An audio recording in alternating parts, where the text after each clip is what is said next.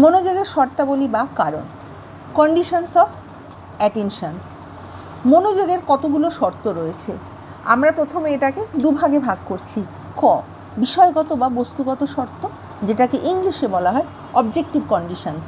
আর খ, বিষয়গত বা মনোগত শর্ত, যেটাকে বলা হচ্ছে সাবজেক্টিভ কন্ডিশনস। বিষয়গত শর্ত উদ্দীপকের ধর্মের উপর এবং মনোগত যেটা রয়েছে সেটা সেই মনোগত শর্তটা পাত্রের মানসবৃত্তির উপর নির্ভর করে। ক, বিষয়গত বা বস্তুগত শর্তাবলী, যেটাকে বলা হচ্ছে অবজেক্টিভ কন্ডিশনস। সেগুলো কি কি? তীব্রতা, সুশৃঙ্খল আকার, আয়তন, পরিবর্তন, গতি, পৌনঃপুনিকতা, নতুনত্ব, অদ্ভুত আকৃতি, এই সব বিষয়ের উপর আমাদের ভীষণভাবে মনোযোগ আকর্ষণ করে। নাম্বার 1, তীব্রতা, ইন্টেন্সিটি। বিভিন্ন উদ্দীপকের মধ্যে যেটা বেশি তীব্র হবে সেটা আমাদের বেশি মনোযোগ কাড়বে। উচ্চ শব্দ, উচ্চ আলো, তীব্র গন্ধ, তীব্র স্পর্শ, এই সব বিষয় আমাদের বেশি মনোযোগ আকর্ষণ করে। এসব বিষয়ের উপর আমাদের ইচ্ছা না থাকলেও এইগুলো কিন্তু আমাদের মনোযোগী হতে বাধ্য করছে। নাম্বার 2, সুশৃঙ্খল আকার, সিস্টেমেটিক ফর্ম। অবিন্যস্ত বিষয় অপেক্ষা সুবিন্যস্ত বিষয় আমাদের বেশি মনোযোগ আকর্ষণ করে।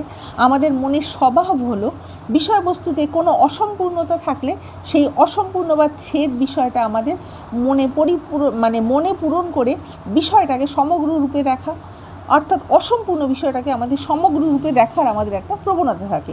মনের এই প্রবণতার জন্য বিষয়বস্তুর অসম্বদ্ধ বিন্যাসকে উপেক্ষা করে আমাদের মন সুসম্বন্ধ বিন্যাসের প্রতি ধাবিত হচ্ছে, অর্থাৎ অসম্পূর্ণ বস্তুকে উপেক্ষা করে যেটা সুসম্পূর্ণ সেই দিকটাই আমাদের আকৃষ্ট হই। তাই নাইটদয় বলেছেন যে সুদক্ষ বিজ্ঞাপনদাতা বিজ্ঞাপিত বিষয়টাকে সুনির্দিষ্ট আকারে এবং প্রান্তরেখার মাঝখানে উপস্থাপিত করেন, কেননা তিনি জানেন প্রান্তরেখার মধ্যবর্তী বিজ্ঞাপনের যে সুনির্দিষ্ট আকার থাকে প্রান্তরেখা বর্জিত বিজ্ঞাপনের তা থাকে না। তাই প্রান্তরেখার মধ্যে যেটা থাকছে সেই ধরনের বিজ্ঞাপনটা আমাদের বেশি মনোযোগ কাটছে। Number 3, size.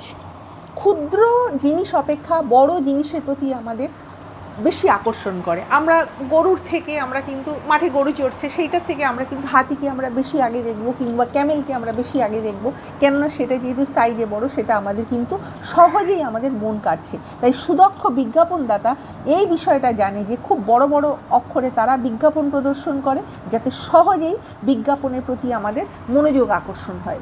নাম্বার 4, পরিবর্তন, চেঞ্জ। পরিবর্তনশীল বস্তু অপেক্ষা আমাদের কিন্তু দেখা যাবে যে সেখানে যে একটা কোনো কিছু একটা পরিবর্তন হলেই কিন্তু আমাদের সঙ্গে সঙ্গে সেখানেই আমাদের মনোযোগ আকর্ষণ করে। একঘেয়ে